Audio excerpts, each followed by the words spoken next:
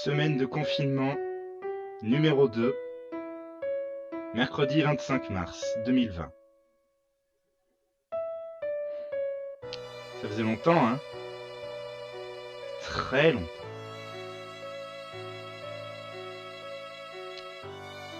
Alors, pour marquer le coup, je ne pense pas que je vais faire une grosse vidéo. Je tiens juste à vous préciser que malgré tout ce qui peut se passer sur cette planète, du moins sur cette terre qu'est la France, je serai toujours là, ce sera toujours le cas, et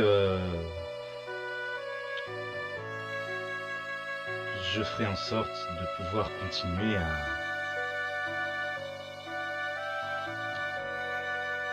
à pouvoir vous amuser et essayer de vous faire rigoler, du moins pour les quelques abonnés qui pourront me voir. Sinon, on va partir on va partir au cœur du sujet quand même, c'est le but de cette vidéo.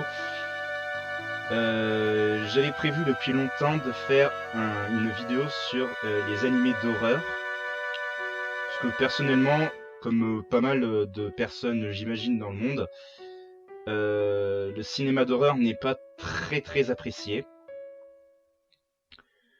En preuve qui peuvent être mal notés selon certaines vidéos.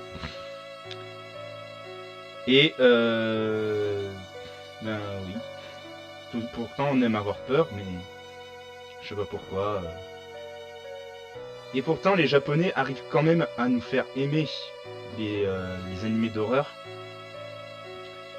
Surtout leurs dessins animés, parce que leurs films d'animation, bon, on a vu The Ring quoi. Enfin, moi je l'ai pas vu personnellement, mais j'ai déjà j'ai déjà vu un petit aperçu de ce que c'était sur Wikipédia.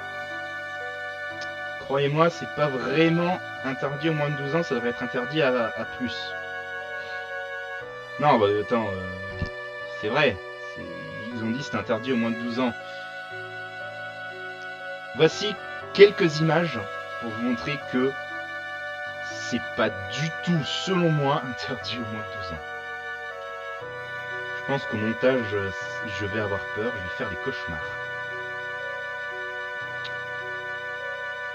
Mais revenons au dessin animé parce qu'on est là pour ça. Les Japonais arrivent à me faire aimer quand même l'histoire d'horreur par les dessins animés parce que c'est du surréaliste, c'est du dessin, donc on sait que c'est pour de faux, même si on sait que ça peut nous arriver.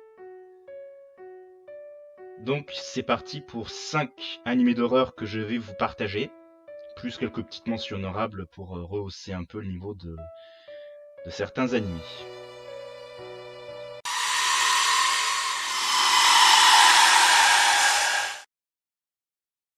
Et on va commencer par quelque chose d'assez sympa. C'est Kotetsujo no Kabaneri. Alors, Kotetsujo no Kabaneri, je suis pas sûr qu'il y en ait beaucoup qui connaissent. Et pour les peu qui connaissent,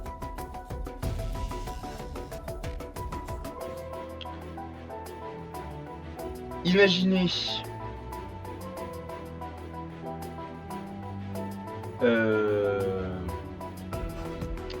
Resident Evil, mais repris par des japonais tels que Tetsuro Araki pour la réalisation, Ichiro Okochi pour le scénario et Haruhiko Mikimoto pour le design et personnel. Vous avez Kotetsujo no Kabaneri. Alors, il y a une version française qui est disponible depuis un bon moment, parce que moi j'ai vu que la version originale. Mais ça donne déjà une idée quand même de l'anime en question. C'est une série d'animation produite par 8 Studios. Et dont la musique, qui est bonne on va dire, est composée par Hiroyuki Sawano.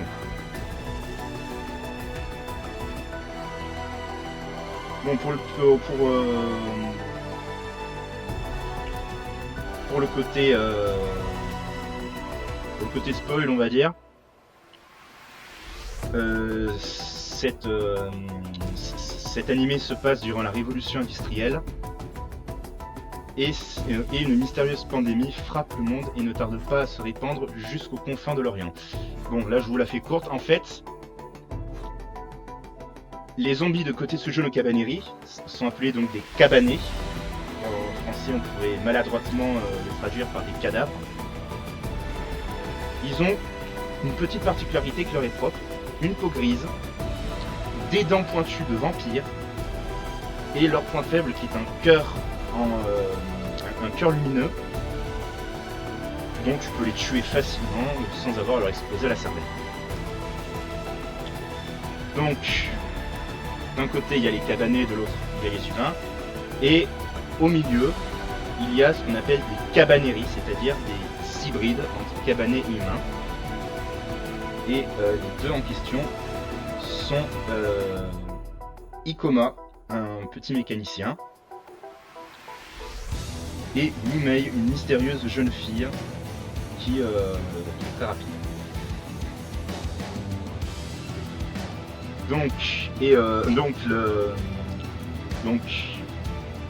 Kotetsujo no Kabaneri a aussi un assez fort potentiel à propos de leur cabané, c'est-à-dire que dès qu'ils te mordent, tu deviens l'un d'eux, donc c'est un peu une sorte d'adaptation pour les vampires.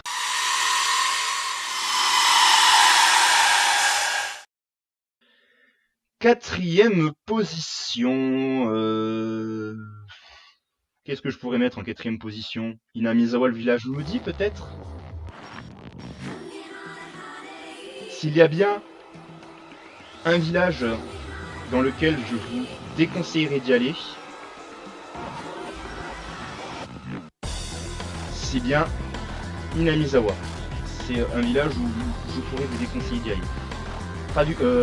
Nom original en japonais, Igorashi no Naku Koroni, quand les cigales pleurent. J'aime ça les japonais, toujours.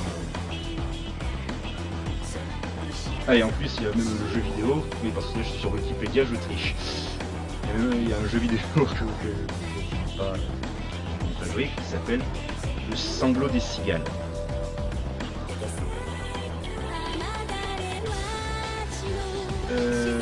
Donc que dire de cet animé? Rien de spécial, hein. C'est juste une petite douzaine d'épisodes basés sur le psychologique.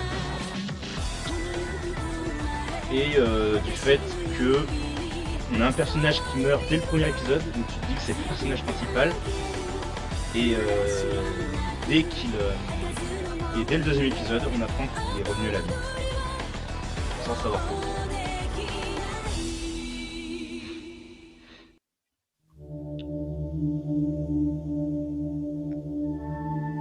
Donc, voilà le personnage principal, Keiichi Maebara.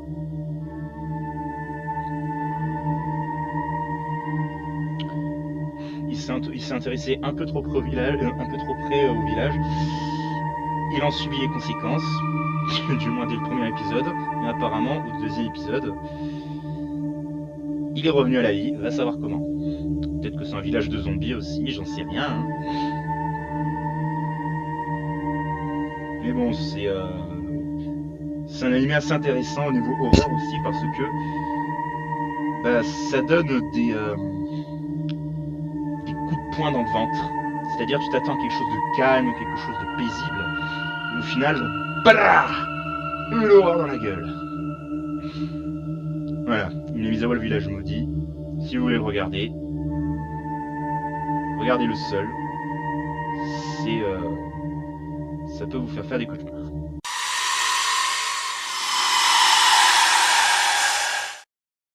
Numéro 3. Numéro 3, on va dire School Days. Alors, ça va peut-être vous faire lever certains sourcils.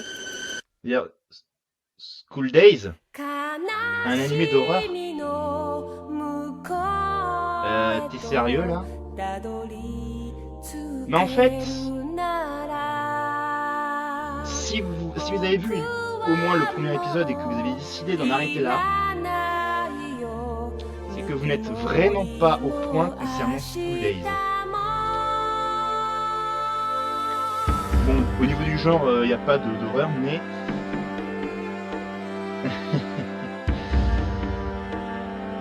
Disons que les personnages ne finissent pas hyper bien à la fin.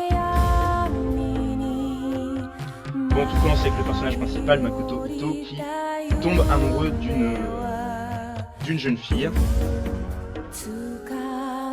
Kotonoha Katsura, et qui voudrait sortir avec elle. Malheureusement, il ne sait pas comment s'y prendre. Du coup, il va demander l'aide de son ami d'enfance, dont je recherche le nom. Voilà, je demande conseil à sa meilleure amie, Sky et Sayonji, mais notre cher Makoto Ito se rend compte qu'il est également amoureux de Sayonji, sa meilleure amie. Ensuite, pour aller un petit peu plus loin dans le concept du film, Makoto Ito aime la polygamie, pourquoi pas, ce qui,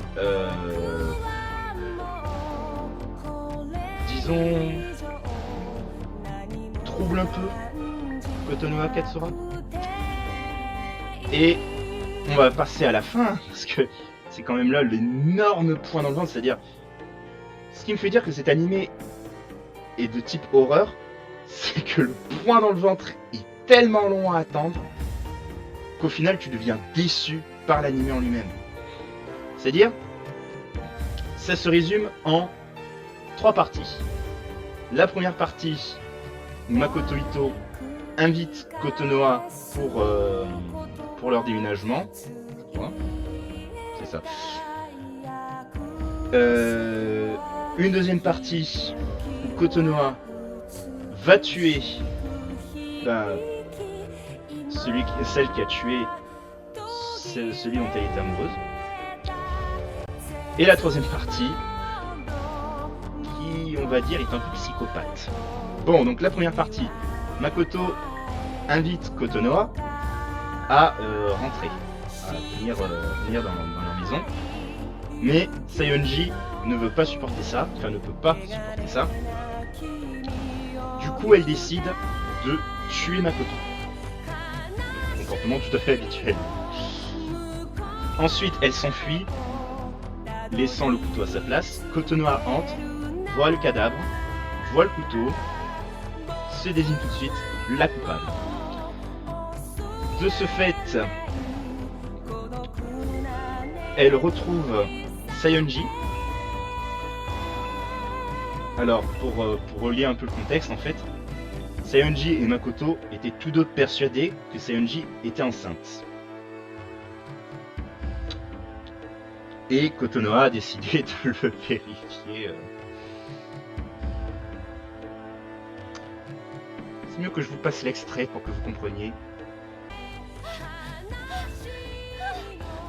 J'aimerais vérifier si ce que tu dis est vrai, ça ne t'ennuie pas?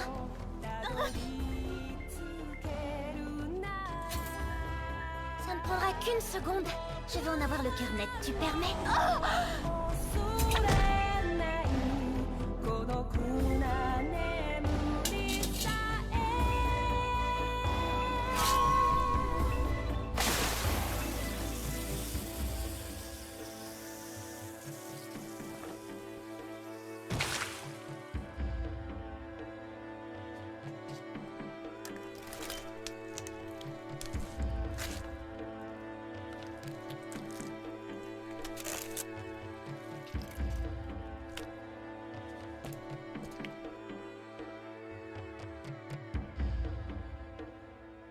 Je savais que tu mentais. Mais ne t'inquiète pas, je ne dirai rien à personne. Personne ne saura ce que j'ai trouvé dans ton ventre.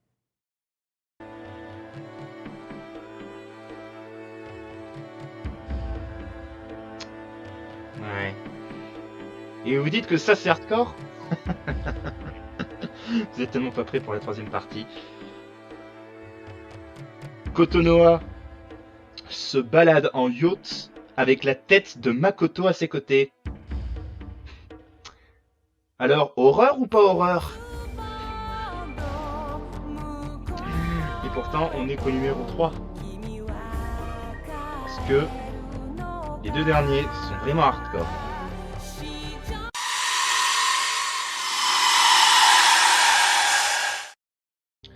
Alors, dans les dessins animés d'horreur que j'ai vus, il n'y avait pas que des séries d'animation. Il y a aussi des films d'animation.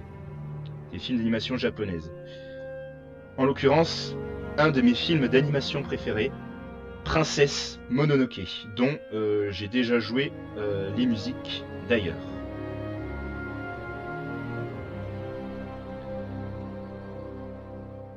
C'est un film sorti en 1997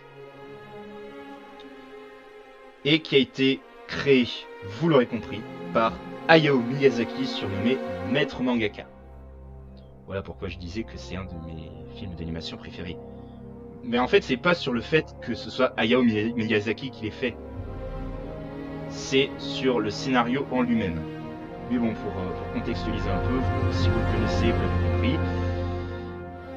Mononoke est une princesse et avant tout une humaine qui a un peu vécu la même vie que Mowgli, sauf qu'au lieu de s'habiller comme une femme des cavernes, la princesse Mononoke a adopté un habit un peu plus décent, on va dire. Bon, une peau de bête et vous avez compris l'idée. Je pense que je vais pas trop développer l'histoire hein, parce que c'est déjà un peu trop long comme ça, surtout la vidéo. Je vais plutôt en venir au fait du comment c'est une horreur. Parce que j'ai vu ça quand j'étais petit. Et quand tu es petit, en général, on ne te fait pas regarder un sanglier géant blanc se faire tirer dessus à balles réelles par des chasseurs et faire voir le sanglier blanc vomir du sang et se faire recouvrir le corps de vermine. Normalement, on te fait pas regarder ça quand t'es petit. Voilà.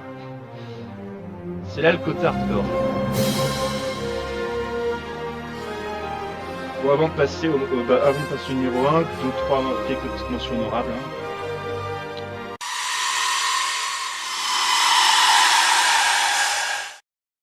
Toutes petites bien faites. Déjà, on va commencer avec Tokyo Ghoul, hein, qui est un animé que tout le monde connaît, un animé d'horreur qui a touché pas mal de personnes. Bon, normalement, vous connaissez un peu l'histoire de Ken Kaneki, qui est devenu une demi-ghoul et qui depuis devra s'adonner à sa nouvelle vie. Qu'est-ce qu'il y a d'autre ensuite? Il y a Akira, qui est un autre film d'animation que j'ai bien aimé. Et dont le fait de le classer comme horreur me suffit à vous donner seulement cette scène.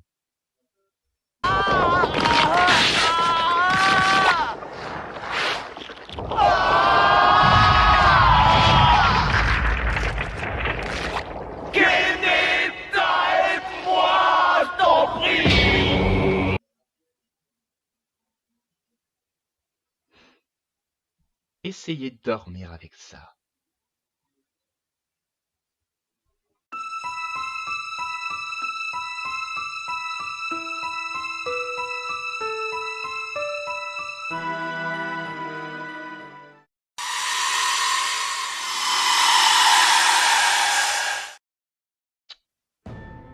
Qui est Blood-Sea.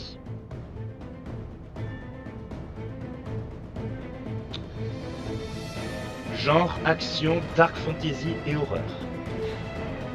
Il y a tout qui va là-dedans.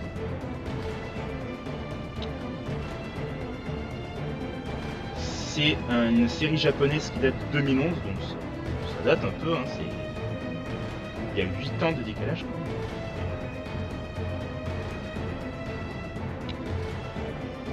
Et ça raconte donc l'histoire de Saya Kisaragi, le personnage principal, qui doit se battre contre des monstres assez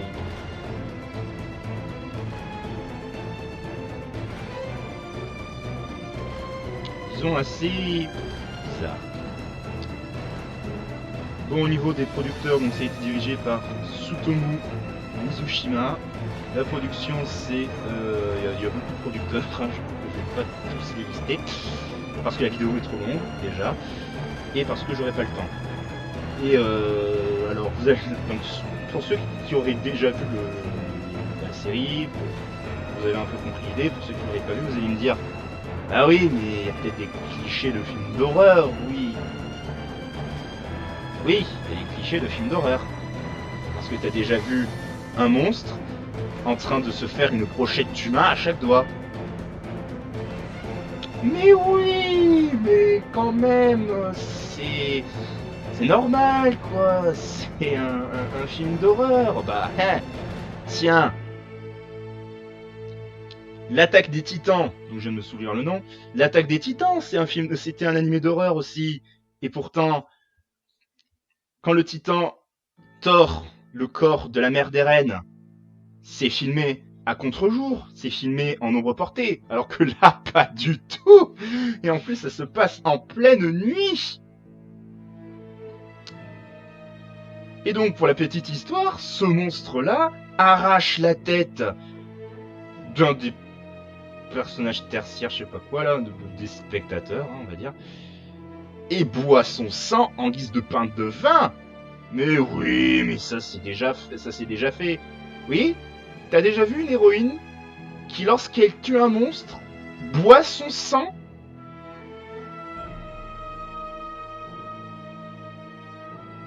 C'est bizarre, hein? Et mieux, la façon dont elle finit, oui, parce que quand même, le garçon de café sympathique là, comment qu'il s'appelle encore? Fumito Nanahara.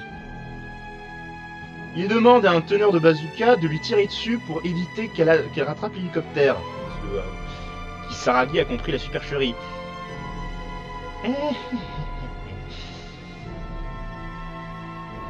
Ça finit mal pour elle.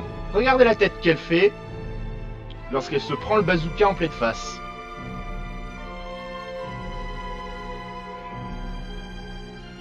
Rassurant, hein? On te fait filmer ça en gros plan quand même. Ça ne dérange personne. C'est là où vous allez me dire, ben on est au Japon aussi. Qui tu veux que ça dérange? Au Japon, ils sont toujours hardcore. C'est vrai. Mais normalement, quand on te tire dessus au bazooka, il ne te reste plus rien de ta tête. Alors que là, elle a quand même presque toute sa tête encore, les 2/3. Bon, c'était tout pour mes 5 animés d'horreur plus quelques mentions honorables. J'espère que cette vidéo vous aura plu. Si c'est le cas, mettez un pouce bleu. Hein, et puis si vous voulez vous abonner et activer la cloche avec les notifications, si le cœur vous en dit, vous pouvez le faire.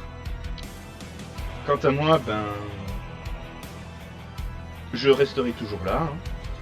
J'essaierai de trouver le temps de faire d'autres vidéos. Je resterai à vos côtés, je resterai sur l'autoroute.